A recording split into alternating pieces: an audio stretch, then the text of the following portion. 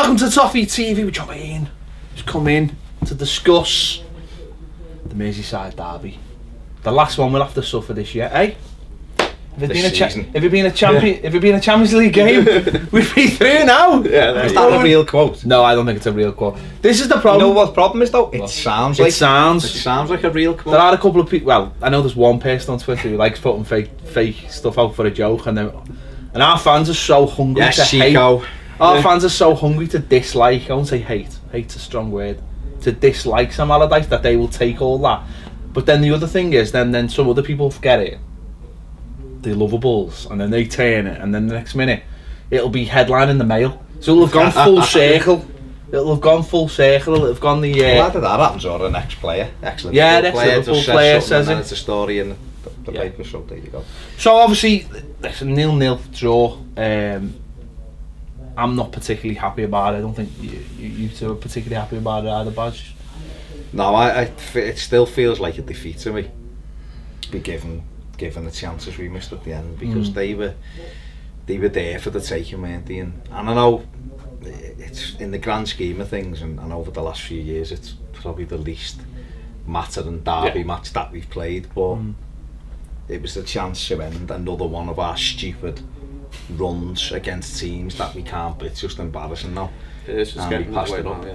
It's getting really embarrassing now. It's been, what was it, 2010 last time we got a result against them. Well, got a win against them, and it was no, not good enough. Feels like a defeat. Should have got the 3 points. I know. I was just going to say, if we were to beaten by any team that consisted of Danny Ings and Dom Solanke, then that would have felt even worse, mate.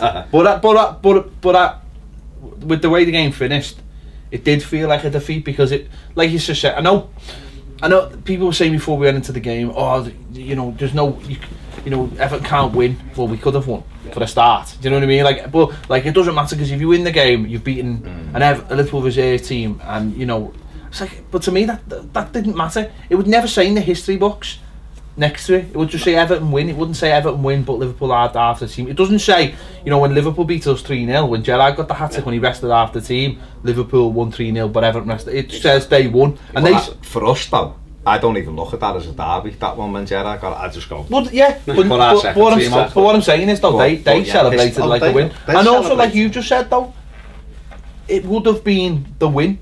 That's the monkey off the back then. Yeah. You go into next season, well, we've just won one, we just won a derby.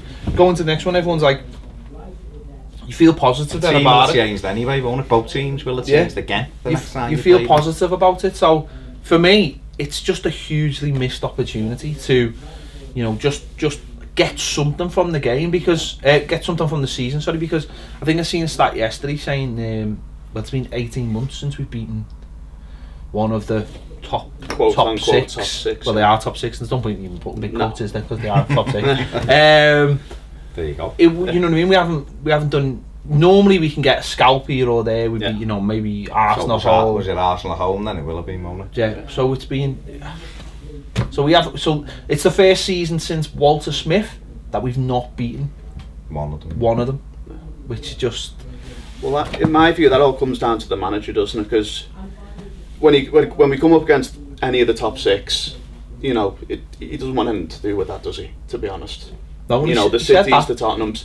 Nah, I'd rather go, grind out against the Burnleys, the Stokes, and all that. The top 6, nah, that's not really for me. So kind of showed at the weekend as well. He's just.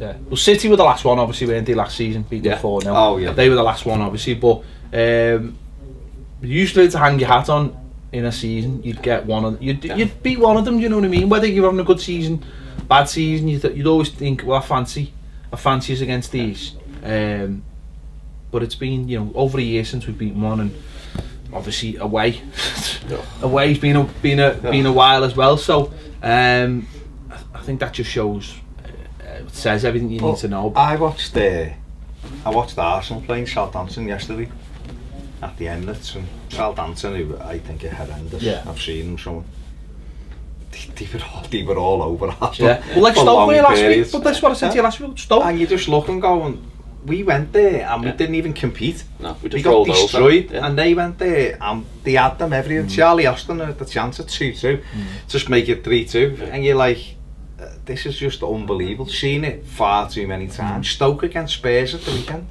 I know Spurs end up winning, but Stoke in the game the whole way through. When we played Tottenham, didn't even get near them. We didn't get near any of them. Well, it is just it's just a mentality thing, isn't it? Like, if the Arsenal away game, I think, is the worst one, because we went there and we were just like, whatever. We just went whatever.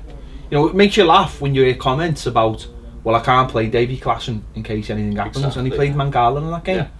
Exactly, straight in from City, straight into the squad. In a new formation. Got destroyed. Yeah, it's exactly, so you know, and that was at the time when he wouldn't play Tosin as well, and it was like, so you're willing to put him in who's not even good. Said as soon as we signed him, thought he was a very, very average player, and yet we're bringing him in on the last day of the season and putting him straight into the team, and you just think, you say things and you make decisions that don't add up when you put them next to other things, when you put them next to the fact that there's no Klassen's come on a couple of weeks ago and then has not been seen since. Vlasic is on the bench and then he disappears, and it's like, you just mad. Don't have a Garber though. We didn't have a left back. Put him on the bench the week before Baines. Just teased him a little bit. Just teased him a little bit. And then he went again, and you're like, what are you doing? You know, it's just. Well, the team was pretty much what we expected, wasn't it? You know, Tom Davies to come back in after what happened to Dominic Calvert-Lewin. Fortunately, Garner not available. That was pretty much the way you think we were going to go. Yeah, I mean, I didn't know whether, because obviously Garner was in the squad, I didn't know whether he'd chance it, but if he wasn't fully fit, fair enough. And the team, you looked at it, and I don't think you can have too many complaining. And listen, Schneiderlin hasn't done it all season, so you could, you know, people weren't happy to see him on the pitch, fair enough, but you could understand why he was there. So from that aspect, you look at it and go, yeah, I can understand why he's picked that team. It's probably as good as it can be, without being a little bit more risky, which he isn't. And I thought, to be honest, we started the game very well. I did, the opening 25 minutes we were sound. Thought we were the better side. They looked a bit like Roberto Martinez, Everton, of just passing it. All they've done was pass it side to side. Didn't go anywhere, and then they give it to £75 million man. He just kicked it into play, didn't he? You know, he was giving his best Alan Stubbs passing, you know, just kicking it out for goal kicks and stuff. So I thought we were okay for the first 25. Yeah, I thought we did okay, and then but what I thought was that it was the normal trick of we kept on not going anywhere with the ball, not trying to do things, not being adventurous enough, and then the light bulb went on in Liverpool's head, like, he's not doing anything, we can step up here, and that's when they started having the possession. And I thought James Milner came into the game, and I thought he had a really good, especially first half, because he kept on getting he was doing actually, which I think what people would, well, some people would probably like to see Rooney's do. He just kept on coming from deep, and no one would follow him, because they were like, well, I'm a holding midfielder, so I don't need to follow him. And he just kept on wandering into our box, and it caused panic. Like, I thought he did first half. Well, when Alden played well for them, he didn't do. He just kept them ticking over, touch, pass it, get it back, pass it, get it back. He just kept the tempo going for them, and obviously the other kid does a lot of pointing, doesn't he, Henderson? So I thought he pointed really well at the weekend. He does that, doesn't he? I thought it was really good.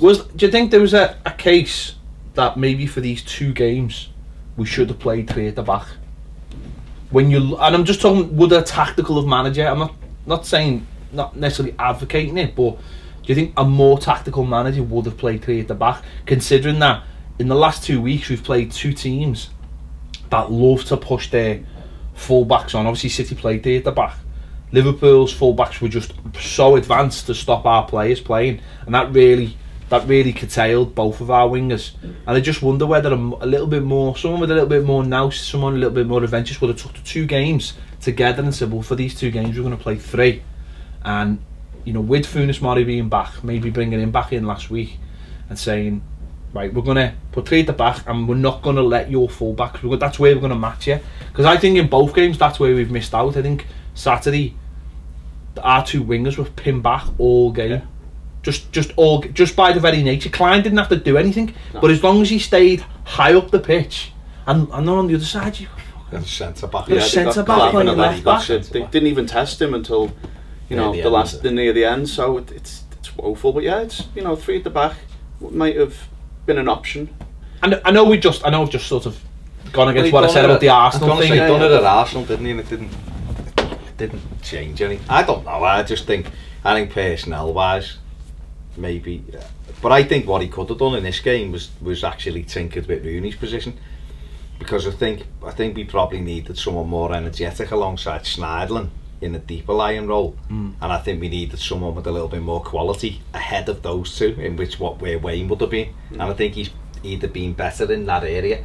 I think when he's dropping and trying to get on the ball and he's looking for movements to get you going, there isn't any movement, so that's why you'll see sometimes people pick the ball off him, because he's got his head up looking, and everyone's like that. Don't give it to me. Don't give it to me. Because there doesn't seem to be anyone willing to take the football. No, I agree with that, but then it goes back to Allardyce's tactics again, doesn't it? I mean, like you said, Liverpool they were there for the taking. They weren't anything special, really. No. So, you know, we could have pushed Walcott a bit further up. Test Clavin, or whatever his name is, their left back, who is, but he's not a left back. He's not really a left back. He's not really a centre. I don't know what he is, to be honest, but you know. Well, he only played apparently because Moreno got injured in the warm-up. So something like that. Apparently, so he wasn't even ready to play. So the fact that we didn't test him comes down against the tactics, because. Go on. I was going to say the way they were lined up, and you're talking about Klein wandering on. Shouldn't our manager then go to Balassi? Leave him. Well, leave him and go and stand in line at this centre back, because he can't wander up. I mean, but I'll stick with. I'll come on to Balassi, but Rooney. I mean, you might be right about Rooney. There was definitely a pocket of space maybe in front of their back four that he could have been in. But the problem is, you're asking him to do something that he hasn't been doing for the last few games. I know he can play in that role, but it's making. I don't know whether we're pulling people out of place when it's just really all that it comes down to is how you approach the game. And I just think the approach to the game was just don't get beat, lads. And that's what it felt like to me all game. It just felt like don't get beaten. I think he thought, he more or less said it, didn't he? We're going to try and stay in the game and see if we can nick one later on. And listen, we watched David Moyes' teams do that, and we had to stay in the game and nick them. We did, but we weren't playing the Liverpool team. We were playing Liverpool's. Remember when Carsley scored? Yeah. And we beat them 1-0. Have a look at their team. No, I know, but it had about 3 players in, and we celebrated it like we'd won the World Cup, the FA Cup. But that's fine. But we done that day. We stayed in the game. And Neil Mellor missed. Well, Nigel Martin made 2 unbelievable saves from Mellor to stop them scoring, and Carsley got 1 late on, and it might have worked at the weekend. But the thing, what I'm saying is, the actual to spin the whole thing. Tom Davies is a central midfield player, and the kid can play anywhere in midfield. Whether he's pressing from the front, or playing alongside someone with energy, doesn't matter. He's a midfield player. But Wayne Rooney's getting caught in dangerous areas because his partner's too slow to offer him any kind of ball, and he doesn't really want to. Schneiderlin, he just wants to. I think because he's not playing particularly well, he's kind of doing what Ashley Williams does, which is just, although I thought he did have a decent game to be fair, but he's making sure he's looking after himself first, and I'm in the right position and I'm doing what the manager's asked me to do. Whereas last year he was taking the game a little bit more by the scruff of the neck. So therefore, that means the 2 of them, we came up again like we did last week, only that Liverpool's midfield 3 weren't as technically gifted as what Man City's were. No. They had the on the ball, but they didn't punish us the way that City did. But I still think if he'd just manoeuvred Rooney and Davies and said to Rooney, because who do you want on the edge of the box with the ball? It's Wayne Rooney. Wayne Rooney to just bang one in. And he didn't. He was there was only one. There was one in the first half where we pinched the ball and we knocked it inside to him, and the whole pitch opened up edge of the box, and I'm thinking he's going to get it out of his feet, and he didn't. He tried to dink a ball into Walcott, and it went straight, and I was thinking that you should have just got that out of your feet, and it's raining. The pitch was greasy, you know, and it was that to me was where I think he could have made a little I think change. Rooney would benefit massively from having a more technical coach at this stage of his career, and that's Rooney. When he gets the ball, I think he has a picture of what he wants, but his body doesn't necessarily keep up. And I think this was perfectly illustrated when he went in. Ball being there. No, we have, Listen, I was well there, Wayne. No, but I think that what perfectly showed up was when he went for that 50-50 with Milner. Yeah. You know, on the sideline, he felt like he could get it. He just couldn't get there. But I think he's got the picture in his head. But I think I think if you had someone like, let's say you had a Guardiola coaching him, I think what he would do is he wouldn't actually do anything to Wayne's game. He'd do things to other people's games to say, well, create this angle here, create that angle there, create space so Wayne's got a ball, pop it off, give it back to you. I think this is why he looks better against poorer sides, because he finds more space on the pitch, and once he's got a little, it's almost like once he gets the ball out of his feet and gets his head up, he can find a good pass. But I just don't think against the top teams they're on him. He needs that extra second, doesn't he, to have a look up and just pop the pass off.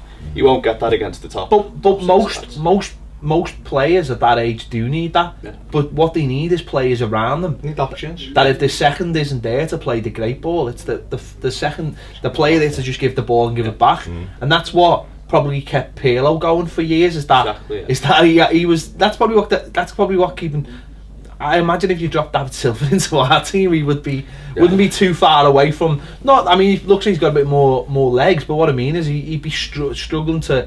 We spoke loads of times about like the likes of Beardsley and better players who've got a better picture of what's going on. But if you surround them with poor players, they don't work as well. No, we've seen it in MLS. Haven't we? When we've seen players go over there who are technically good, but they're playing with players who maybe aren't as intelligent as them, so they're getting caught because obviously they're at that stage of the career where they're not as quick as they need were. More intelligent players around them, don't they? And to be able to just need people to move because then we've seen it. Another one we've seen it with Gerrard when he played for Liverpool, and he still thought he was that all-action dynamic centre midfielder, and he just wasn't.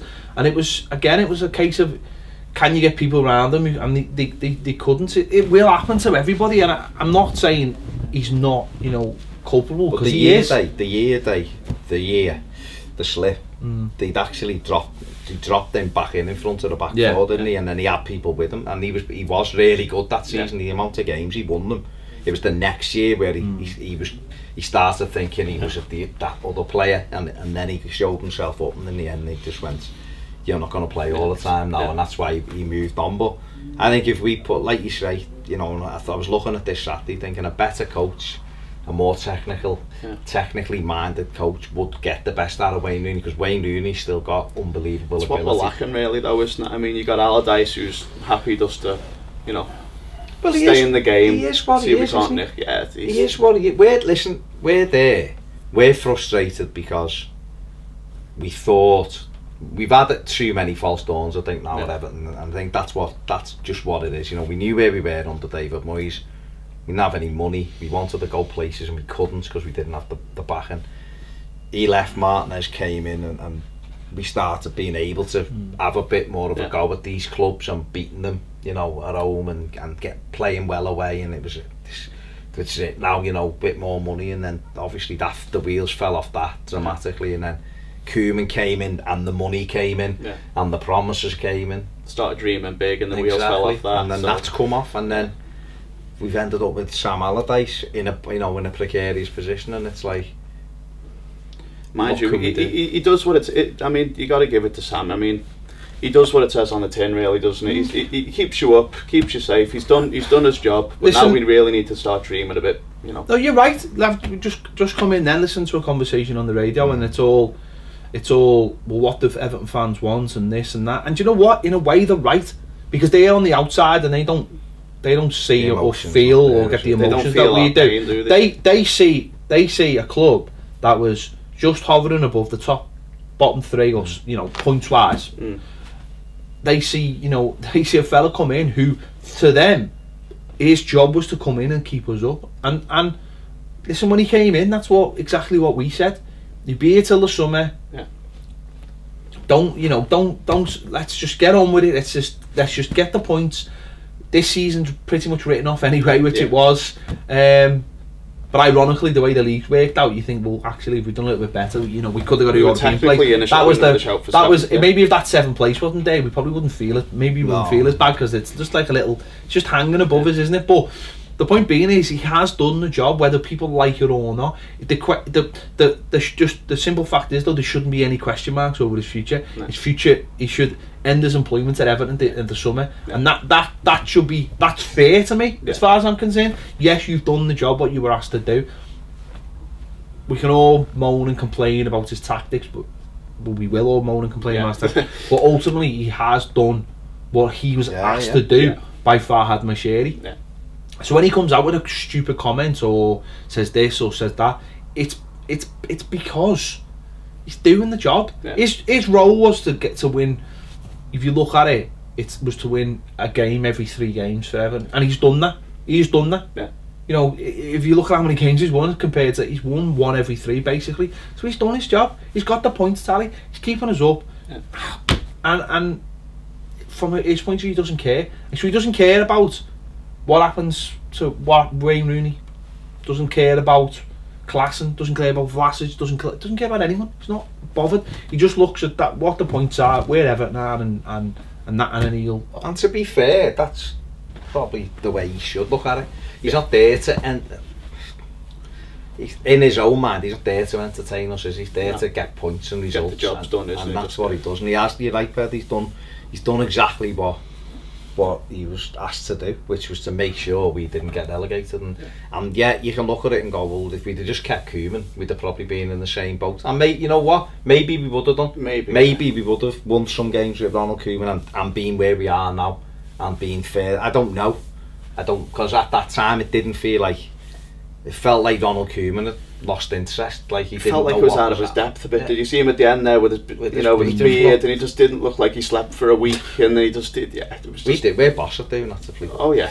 I mean, City only trained. We'd make sure last week, and they've lost 2 games. We'd make Giroud look like. Oh, Giroud. He'd like to have a teeth and anything. He'd look like You'd lose that boss there, wouldn't he? It's just the hair would be gone. Yeah, it'd be bald by the end of the season. No, I mean, people can argue and say different things, and you can say, well, did we really need him and all that? That's not the point. The point is that the owner didn't want to take that chance, or the biggest shareholder didn't want to take that chance. He just wanted to make sure that we were in the Premier League the following season. The way he looked at it was the season was over. We were out of the Europa League, basically. We were never going to finish in the top 6. He just looked at it like that, and so this season's basically over. Let's just make sure nothing worse happens, and he went for a short-term fix rather than taking a gamble on someone else. We know we wanted Silva, but that's the way it is. But I mean, we're looking at it more long-term, aren't we? I suppose. Like, I was listening to the exact same thing you were on the way in, and desperately trying not to call, just kick off because he was bugging me. He was sucking me in big time, and. But I think to them, you're right. Everything you said's right. They look at it and just go, "He's just struggling. He's coming. They're not struggling no more. They're at the top half. They're doing this. Why would you? Why?" They're not West Brom. I heard them go, "Why would you get rid of him? Give him a pre-season. Give him more money." And you're like, "Why?" Well, we want to get rid of him because it's our club and we want to watch different types of football. I talked to a couple of West Ham lads, and they're like, "Yeah, we were all right with him. We were never going down ever with him, but." Everyone wanted them out because we were just fed up with what we were watching, and I think it's not just Sam Allardyce. I think we're all fed up with the way there doesn't appear to be any progression. I think that to me is the big thing. We're not moving in this in this direction where we can see like the dots being joined. It's like we're going there, and then all of a sudden we're down here, and it's like, have we fallen? It's basic. I look at Liverpool.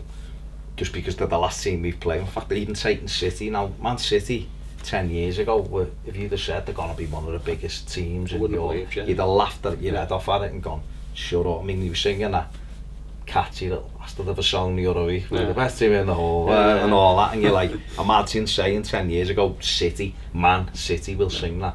Look at them now, and again on the radio, they're going, there's only these 6 teams, everyone else, it's a close, and I'm like, what are you on about? Close shop. Spurs 5 years ago were the same as us, exactly the same as us. Man City 10 years ago. Liverpool, Arsenal are dropping. Arsenal have fallen. Liverpool are like that. Leicester won the league 2 seasons ago. So that's nonsense. You talk in their minds, they're buying into the Sky thing. Liverpool have come once to win in the league, close to win the league once in about 25 years. So, but every year they're talked up as championship contenders, which is embarrassing. But that's because they cling on to that, and they sell that story themselves. We don't. We go, we're happy like behind the couch, kind of going. Having a sneak. We might have a little. 3 seasons ago, Liverpool finished 8th. No, we had 3 seasons on the run where we were battling for 7th, the pair of us. So it can change. And to be fair, till this season, Liverpool, till Salah. This time, this time last year, they were all moaning because it's not being run properly. They brought in this new fella, and he's a professional. He's sort of sorted out, and they've gone out and bought well, and it clicks. That's what kind of. It's not even like me directly comparing them to Liverpool. It's just going, look at the way he's come in, Klopp, he got a man, and he's gone, well, I want this player and that, and they've got them, so they're moving forward. That I just want to see that from Everton. I want to see if someone go, look, we want to go here, and we need him, and him, or someone like them, and that will take this plan forward. Not collection of mess. We spent a lot of money, and yet we look at that Saturday and go, we don't look like we've been able to spend anything. No. Looks like we've picked up bargain basement players, and we're trying to, it's Moyes all over again at the start when he didn't have any. It's philosophy more than anything else for me. There's no. It's funny when people say to you, "How do you play?" and you go, "We don't know. I don't know how we play. We don't know how we play. I don't know what it changes style from week play. to week." I thought he was a long ball. That's what I thought. Yeah. Well, he wasn't Saturday. But not all the time. If he was in session with the long ball, I'd go, fair enough, that's what we're doing now. But we don't. At least you know what we're doing. Just go long. There was nothing. There was no direct. It was just weird. With Bolton, he was long ball. Yeah. But it was effective, and he had Kevin Davis would get hold of it, and then he'd have a Kocher and Diouf running off them, and they were hard to play against. They were dangerous. I hated Bolton because they were a horrible game. Yeah. You knew that you were in for a game. Now, I honestly don't know what we are. And I haven't known what we are since Martinez left, to be honest, because Koeman didn't have a style either. No, we weren't to be high pressing under Koeman. Yeah, high pressing. He told us he was going to high press. Yeah, that disappeared after 71 minutes. Yeah, there you go. Yeah. It was great. But that was, for me, going back to the game, that was another thing Saturday that really annoyed me. How many times their players were allowed, especially in the back, were allowed to just come out with the ball. And no one was pressing. We done it in the first 25 minutes, and 3 times Lovren, and then once Van Dijk ended up just wellying it into the stand. But this is the thing, people saying, what does Tom Davies do? Well, what he does is press, but he presses on his own. And unfortunately, when you press on your own, you get made to look stupid at times. This is why the wingers annoyed me with the wingers Saturday, because they'd obviously been told to defend. There was a couple of times Walcott was the last man and cleared it away. A couple of last tackles. Balassi, I didn't know what day it was, because he was just every time he walked into space, he kept on going, putting his hands out, going, what am I supposed to do? And partly I fell for him, and then partly I thought, no, you rubbish. He just kept on going, what am I supposed to do? Because he was just following Klein back all the time, and there was no. I seen Allardyce like that as well, seeing him get back, and I'm thinking, no, let him wander, because you let him wander, Klein's going to have to go, I can't leave him, because he's on his own on the edge of our box with their striker, and if Walcott would have done the same, he would have pushed them back. The same happened last week, and that's why, in my head, maybe 3 at the back might have worked, although with us it probably would have gone spectacularly wrong. But it was just the fact that for the last 2 weeks, Balassi's just been playing left back. It's mad. It's mad. That's what I'm saying. Walcott, he's the same. He's making a couple. I think they actually highlighted it on Match of the Day. How many times he was back and that he didn't actually get released till like the last 10 minutes. But he's up against Clavan. No. You'd like to think any manager would at home would just go, "Now lad, get chalk on your boots and take him to the cleaners." You would have liked to thought when the team news come out and Sam saw Clavan left back, he just went, stand on him all day long and just spin him. Well, I thought they were going to play 3 at the back, because I thought Milner was going to play left wing back. I thought they were going to, when I seen the team, I thought they're playing 3 and Milner would go left wing back and they'll have those 3, but he was very much left back. He was just left back, and I mean Klopp summed it up, didn't he? Klopp's thing was quite fair, and it was how we saw it, is that they were waiting for us to really go for it. He said they got the crowd engaged earlier, like they might have beat us, but when they did, he said when they did, we couldn't cope with it, and we're lucky to get a point. And why does it take so long to engage the crowd? Why aren't we going, we're at home, these aren't playing their full strength? Even if they were, We should be, with our own, we should be capable of going and giving them a good game. And we're not, because we've got loads of restrictions put on us. Players aren't playing well themselves. I mean, the crowd, I came in the ground at kick-off, it was so noisy, I was like, oh my word, this is amazing. 10 minutes in, they're the pins off, they're the players. I mean, I didn't know they were there. No. Until there was a shot Pickford saved, and I was like, and they don't sit that far away. No. And I was like, oh, you're right. Then they were silent again, you know, and then at the end when they were celebrating the point, so that's what it I mean, the crowd didn't really get up until Coleman and then had to go with Ings, because then that got the crowd. But that's the problem, isn't it? But then the crowd, you can't blame the crowd because they're not seeing anything. But the point, the crowd, the ground, as you just said, the ground, we were up for it at the start. At the start, yeah. But it's like, can't keep that going if nothing's happening. If nothing's happening, it's hard to maintain that when not even when nothing's happening. When you look in the game, going, why are we second to everything? Why are we second? We're playing. They've made like 5 changes, and we're, you know. I mean, we must point out their team still cost. No, I know that. £80 million more than ours. I know that, but still. No, you're right. Yeah, but still, I think. I mean.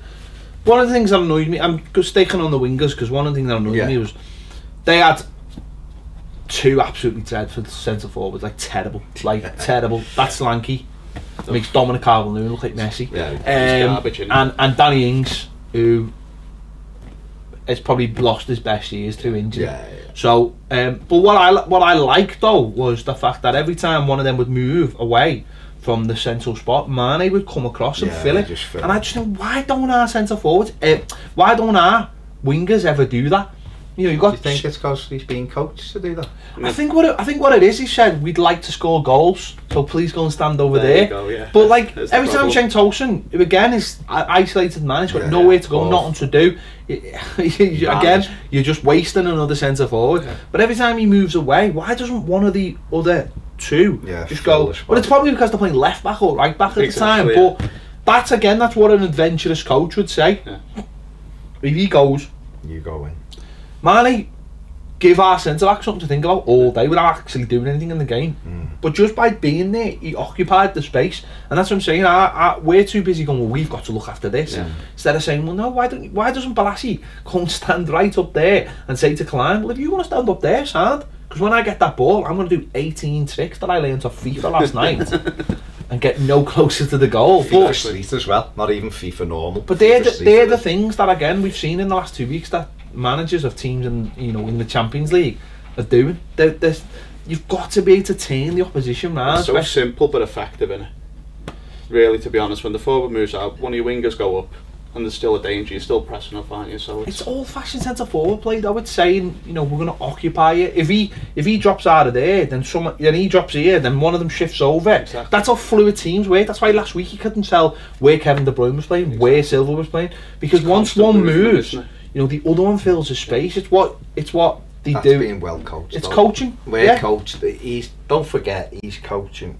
I don't know, he has sports scientists and all that. I'm sick of it. No, but they can only give you data, can't they? That's all they're giving you, data. If your manager, they're placebos. We could all pick a team. The managers earn their money when they're stood on that touchline. Or earn a good percentage of it when they're stood on it, because Monday to Friday you can have a plan and go, this is what we hope to do. They play like this, we'll just walk through it, and that's great, and that's what he should be doing. So everyone should know every time you step on the pitch what's expected of them. But if you're stood on the touchline, you're what? Well, exactly. See, this is what done my head in last week against City. They were 2-0 up after 12 minutes and he never changed it. He just left it happening to play out, and you go, and a good manager would have gone, hang on, no, this isn't working. This is not working. We need to put Calvert-Lewin up front with Tosun and just go long, give these something to defend. You saw that a few seasons back. I think it was away at West Brom, wasn't it? When Koeman yanked, he pulled someone off and lobbed McCarthy put Lukaku on. I mean, that's what a decent manager does. He sees it's not working.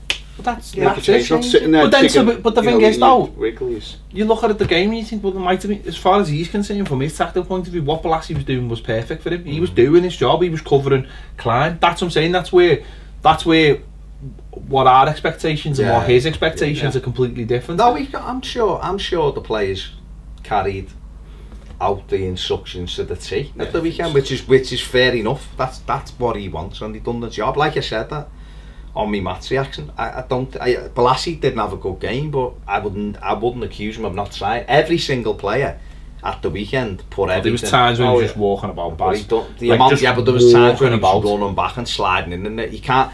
I think the other thing as well, what we do as fans, and we do it, we have unrealistic expectations of players running all over that pitch. It's a fast, hard game that moves quickly, and we expect them to go 100 miles an hour throughout for the duration of the game. Other players, I watched them. I didn't see him go 100 miles out once. I thought he was one of the worst performances I've ever seen. He didn't play well with the ball, but he did. So you don't think he put? I thought he was terrible. You don't think he put any effort in? Nah, there was one where he run back and headed one out for a corner. That was it. I didn't see him do anything. I totally he threw his toys out the pram. He didn't play well. He should have gone off at half time. He didn't play well, and I wouldn't sit here and say that he did because I don't think he even tried, because I don't think he knew what to do. I don't think he's got the nous to know what to do. I think he's an up and down winger. That was what I felt like with Dominic Calvert-Lewin against City. I didn't think he even broke a sweat, and people go, no, he worked hard. I'm like, he never. I don't think he touched the football. I thought he was rubbish against Man City.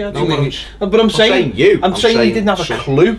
And I'm saying Dominic Calvert-Lewin didn't have a clue. I just don't think Balassi had a clue. But I would never. Well, me personally, I didn't. I've seen games where I look and go, you haven't put an effort, the shift in it. You haven't done. You've jogged about it. I didn't get that feeling Saturday. I just thought there was a real lack of quality, and maybe in understanding instruction. And I suppose if you're an attacking player, right, and your main focus is to defend, you do lose interest, and it does piss you. I've been in a position playing, I'm quite sure all of us have playing a game where there's been certain games and the manager's asked you to do something and you're doing it, but you're just like, this is not what I want to play footy. And I think that's where that thing comes from Rooney. No, but I think that's where the thing comes from Rooney.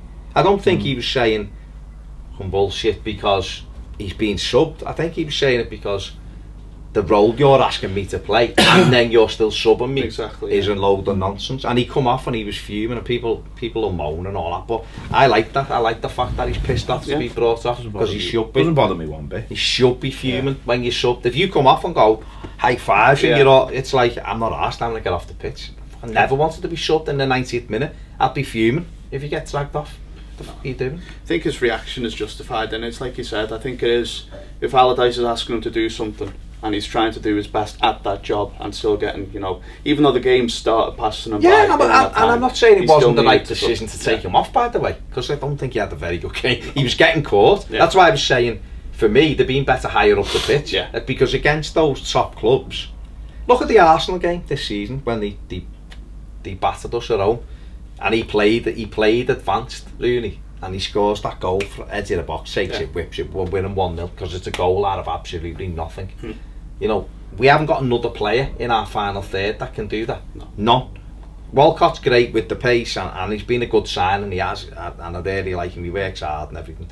He's great. Balassi's bag of tricks. Yeah, you don't know what you're getting off him. Well, it was just a bag on Saturday. Just a bag. Doesn't even any just blowing across the pitch. Just a blowing. And Tosin needs service. He's a good centre forward. You can't isolate him 30 yards up the pitch and expect him to do anything. No one else in that team can do what Wayne Rooney can do on the edge of the box. So why have him further back where alongside Sneijder? It's okay with Garner, because Garner can go bang bang, I'll get there and I'll cover. Sneijder doesn't do that. So again, you're putting those two further back in an immobile midfield pairing, because Tom Davies will go and press the ball, but like you said before, if he's pressing the ball and looking behind him and no one else is doing it, they just go, come here, pass, and you're out the game, and they took you out the game and they're on the attack then, and then they've got 3 swarming onto 2 lads that can't move.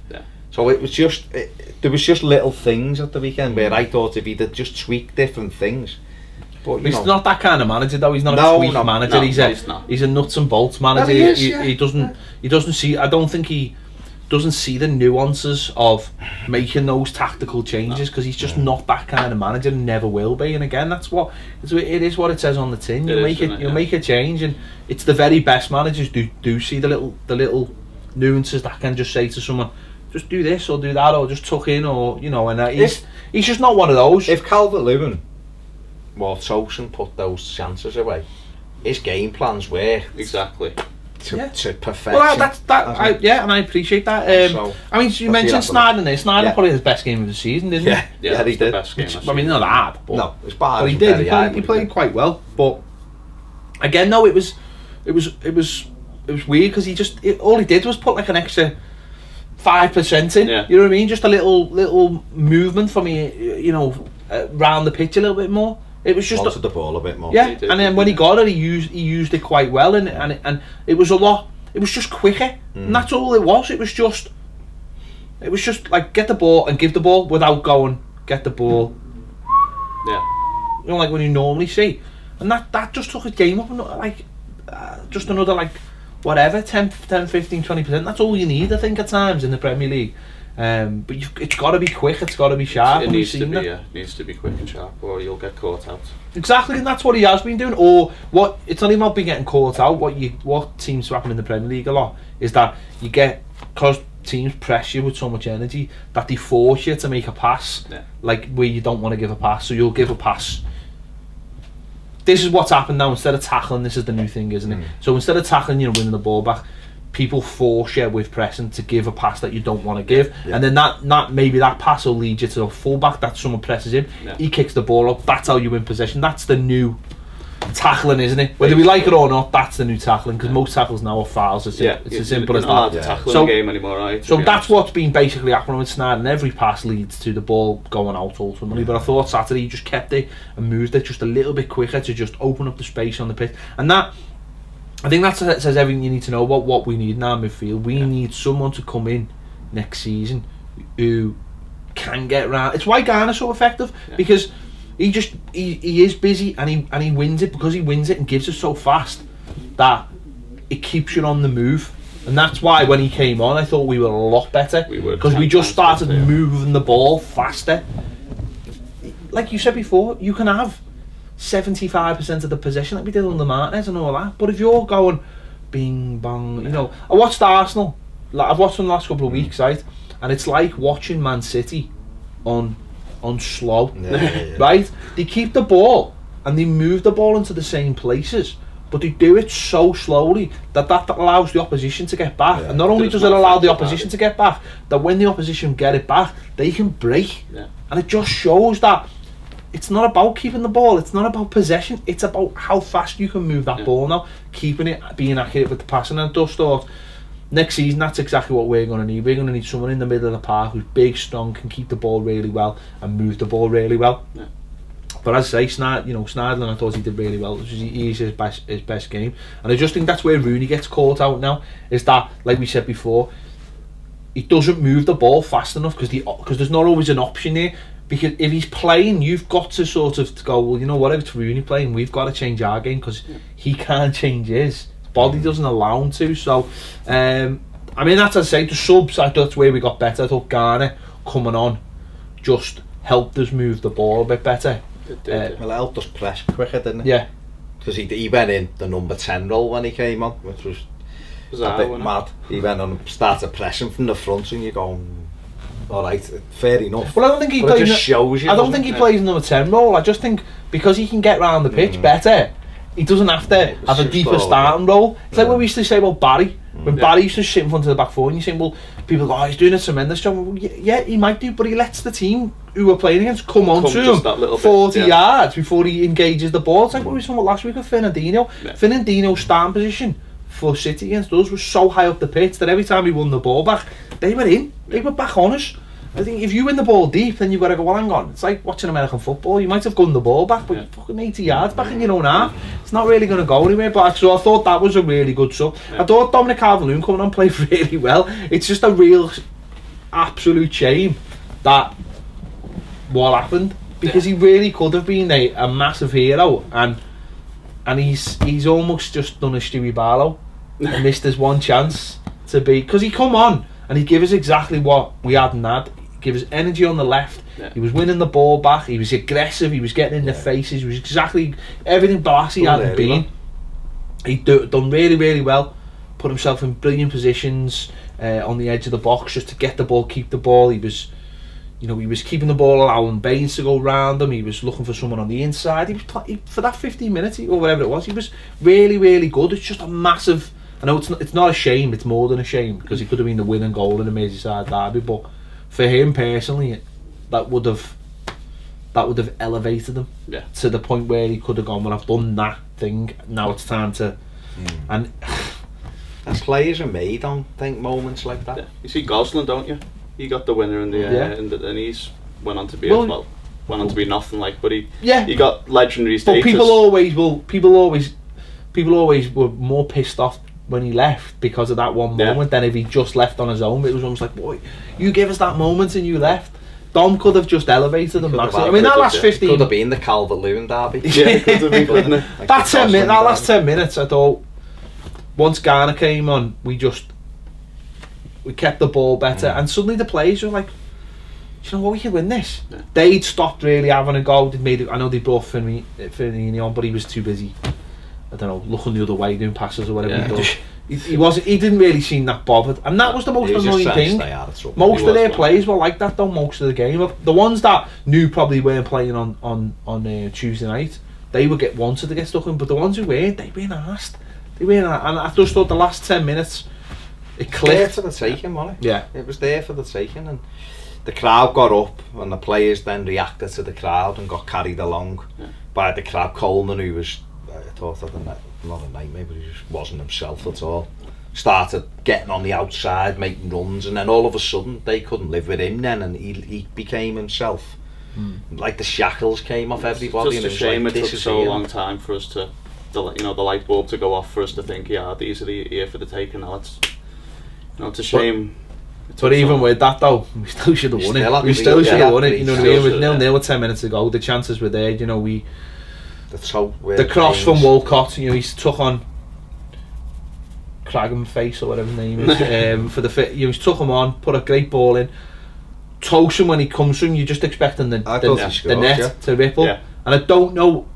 He's sort of getting pulled down. But I don't know whether because he's getting pulled down, he feels like he's got to put it across goal. Personally, I think he misheads it. Do you think? Because I've seen it from behind, and he does look like he does look like he's steering it across. But if he hasn't, then that's even worse. But I would like to have seen him. If he steered it, I'd rather it's the target. I think he's done that to edit, and because he's getting dragged, it's him here and gone back across. And Coleman's quite close to it.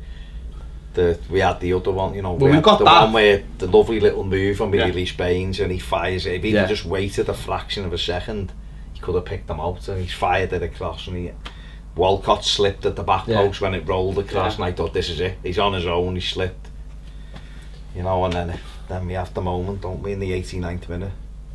And as it deflected perfect. But it Garner, didn't it? I just thought... Well, I can see what he's doing. He's shaped his body to bend it top corner. Just hit the target. No, that's what I'm saying. He's shaped his body to hit it. He's already knows what he wants to do. It's just that it doesn't get to quick enough. And you're right. You just all you want there. Did he put it over or wide? He put it over and wide. Did he? I think it was a bit of a combination. But it was one of them, you know, when it went through. Yeah. I just looked at the Gladys team net. I seen it roll through him, and I just went. And when it didn't hit the net, I'm like, what's happened? Like time stood still. I was literally I was on the floor. It was like that, and I was just like, I was sat down and just thought, we will never beat these. I was on the floor in the Gladys seat, and everyone was just like, faces just stuck in the moment, like the wind had changed. It was, you know, you put body shape is just, I'm going to careless top corner, and as a striker, he's probably doing, in that way, he's probably doing everything right, you know, and his body doesn't take the command, unfortunately. Should have put his foot through the ball. Imagine that break into Ings or Solanke, they'd have just gone. But you can't dinged it over. No, but the thing is though, I don't know, in like maybe in a less pressured game, or maybe he was playing for the England under-21s or whatever. I mean, this is a kid who scored a winner in a World Cup final. Alright, maybe the World Cup final, but it's his World Cup final. You know, and it just, I don't know, he keeps on getting these moments for Everton where he keeps on fluffing it. Whereas ultimately, his all-round play is good. Say he comes off the bench, he plays. I didn't give him a very good score, my rating, but that was solely on the miss. He did play well when he You're just thinking, he did, didn't he? He played really if good. he'd scored that, you know, and again, I'll go back to last season's end of season derby in Anfield where he played on the left and he was absolutely terrible. Yeah. From that point of view, from in a year, his games come on so much. But that chance is just not saying if he'd have hit it and Carrier saves it, you just go, he'd made the keeper save. I think the fact he didn't hit the target was like, I think for me that's unforgivable. In that moment, it's unforgivable. I think the fact that we all, like you just said, we all expected it to be a goal. That just means ultimately, if it doesn't go in, you can't win. I know, but what I'm saying is like the Balassi thing. He hit that shot and Carriers pulls off a worldie. I didn't think that was I thought that was a quite standard save. No, it's fingertips. I think it was going wide anyway. Fingertips in. I think it was creeping in actually. From where I was sitting, it looked like seeing it from behind a goal, it's in. And he goes like that and it's his fingers. But everyone's up and clapping and you're not going, how's you missed it, are you? So if he hits it and Carriers tips it over, you'd be like, don't believe how's he saved that shot, you know what I mean? But it like you said, I looked at the net and thought, this is it, this is the moment. And it's the horror of, where's the ball? Why isn't it at the net? Is he still tracking it back? And then, oh my god. And it was just it's a nightmare, mate, it really is. You know. So the worst thing is he probably does that in training. Every day, and it's just that one moment. It's just, but that's what big strikers do. You know, that's what the top strikers do. That's what they get paid the money for, is to take those chances in the last minute of the game. And there would have been no coming back from that from then. They just really wouldn't have. The game would have been done. Dusted. It was only a couple of minutes left. Because defensively, we'd handled them really well. Yeah, I didn't feel like they were ever gonna. I know they had. Pickford made 2 good saves, but other than I never felt they were going to score. They never looked a threat. Anytime Mane didn't do a thing. Didn't really look arsed, to be honest. Maybe, but he did. But at the end of the day, it's still a derby, isn't it? You're still playing, so you know you still want to score. You don't go out and go, I'm not arsed. Because if they really weren't bothered, we'd have waltzed through them, and we didn't because they had a lot of the ball. It was just that I think they were just.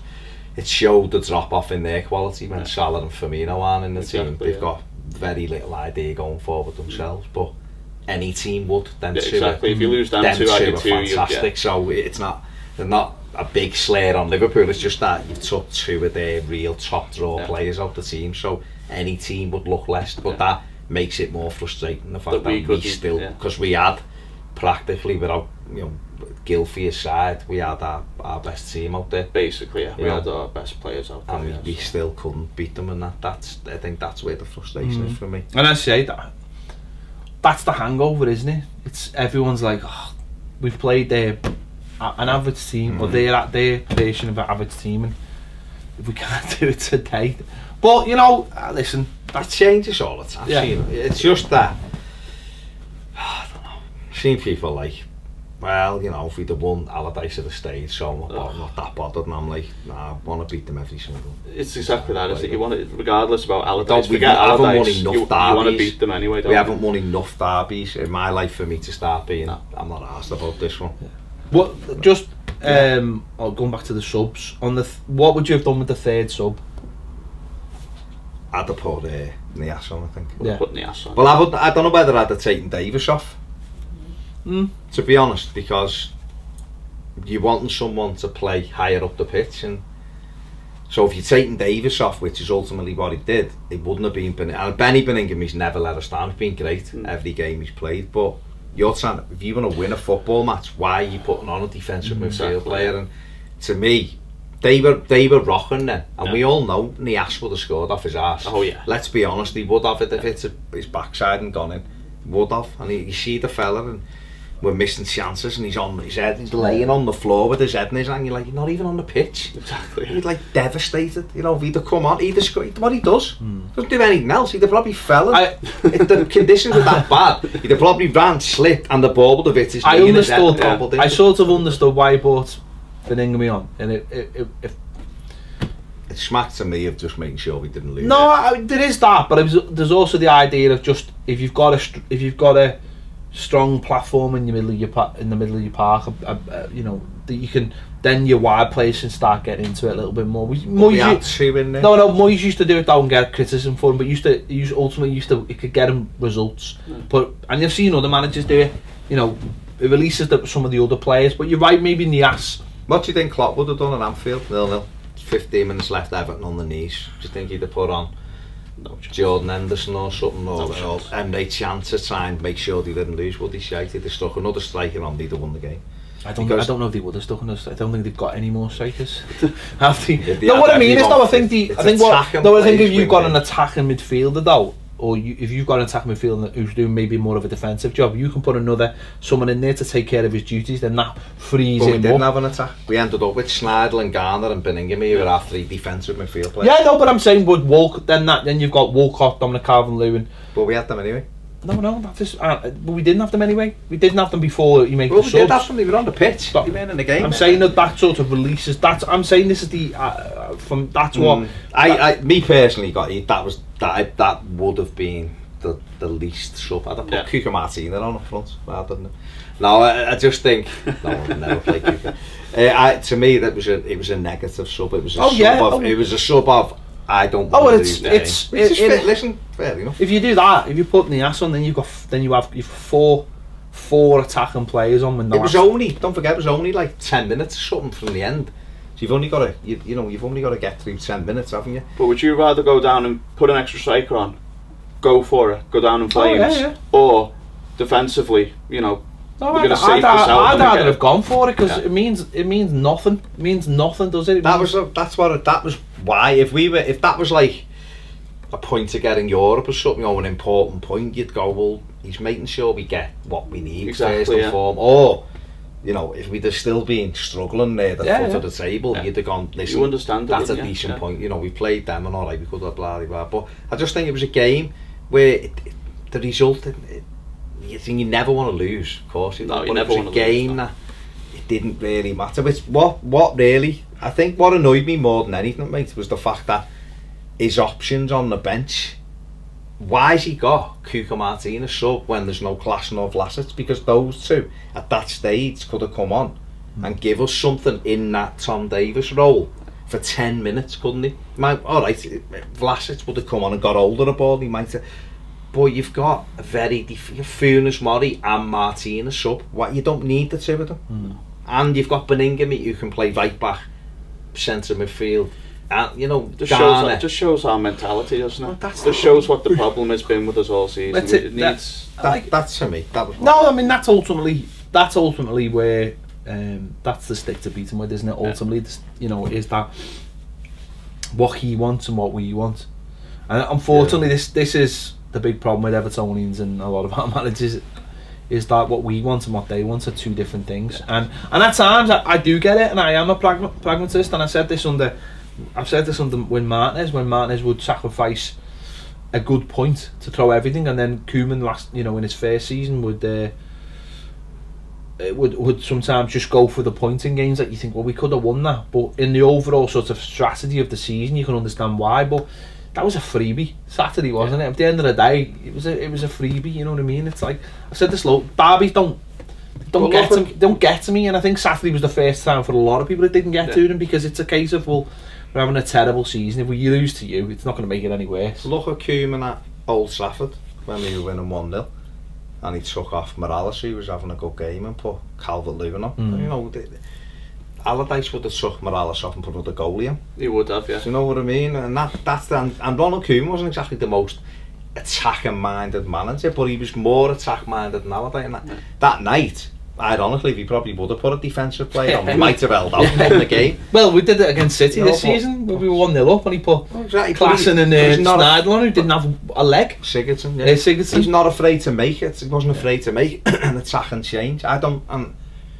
But you're right, and there might be loads of Evertonians watching this who agree with Sam Allardyce of, well, right, well, we don't lose first and foremost. That's fine, and maybe it's just the desperation of wanting something to believe in and wanting to be entertained and exciting, that when you do something that keeps you a point, we're looking at it like, here we go again, here we go again, more. When maybe we all need to cut our cloth accordingly and just accept that we're never going to be a side that wins things, so let's not try to do... What, we should just accept that we're never going to do anything ever. The best we can ever be, 7th or 8th, because that's what a lot of people... Well, yeah, but that's what a lot of people... But surely if the best you can ever be is 7th or 8th, then you go and try and win these games. Because if these... Well, no, we don't need to, because he's even said himself, you don't need to. You only have to beat everybody from 6th, 7th down. Yeah. So you don't need to beat these teams, so point is a but good if you don't result. need... Yeah, but if you don't... So really, we should have had the open top bus out yesterday. If you don't need to beat them, then surely you try and beat them. Because Well, you wouldn't, because you don't want to lose. It's not beating's not neither here nor there. Win. He wants to win. Winning's so 2013 for Everton. It's about draws. It's all about the draws now, isn't it? Yeah, it's all about Listen, he is what he is, and he does what he does, and that's fair enough. And maybe we shouldn't be having a go with him. Maybe it should be Mashiri our frustrations lie with, because maybe he needs to come out and say what all's we're aiming for with Everton is top 8. But forget any higher than 7th, and then we can all accept it. We can all accept it then. Because we believe as fans, or a lot of us believe, or a lot of us want to be a team that tries to break into the top 4 and entertain. I think that's what I want. The day you appointed Sam Allardyce, he basically did that. So maybe that's it. Yeah. So on that note, it was a good point then. On that note, then whoever he appoints next will illustrate the mentality and the philosophy going forward. Yeah. And if that's fair enough. And if that's a young progressive manager, then fine. Play, then fine.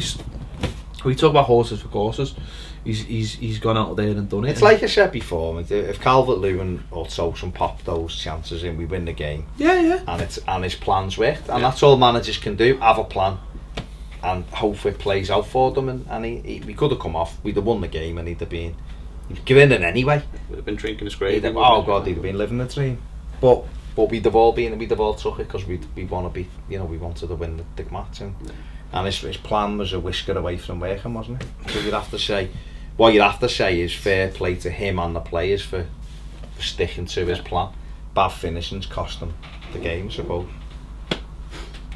Maybe that's the way to look at it. Shut up.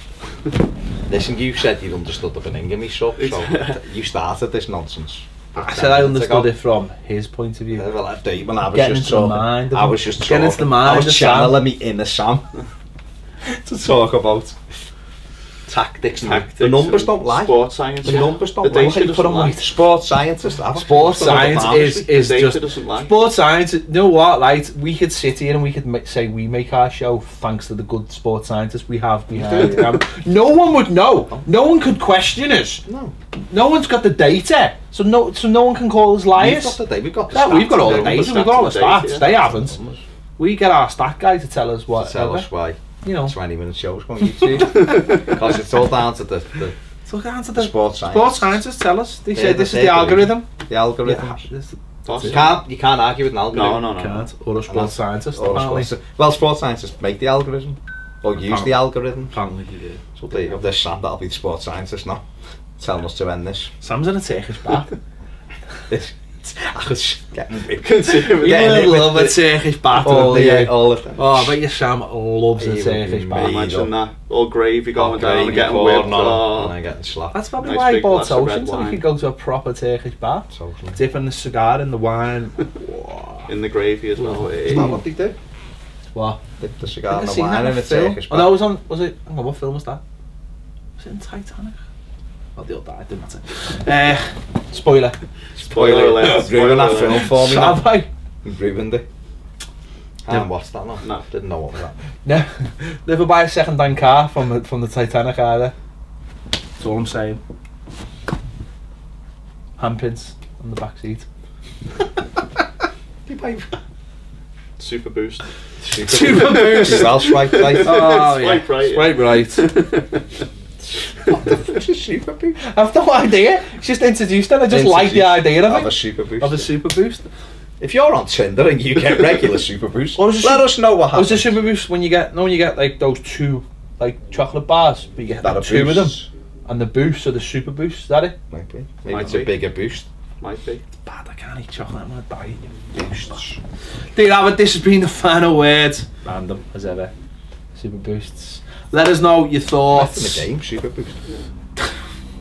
Sounds like something you get out the bingo. Come on, ladies and gentlemen, it's time for the Super Boost. Eyes down. Swipe right, eyes down, swipe right. Get your dabber ready. What if that what we're calling it nowadays? Yeah. Quickly end this. Let's go. Out of here. Thanks for watching Toffee TV. Thanks to Ian for coming in. See you later.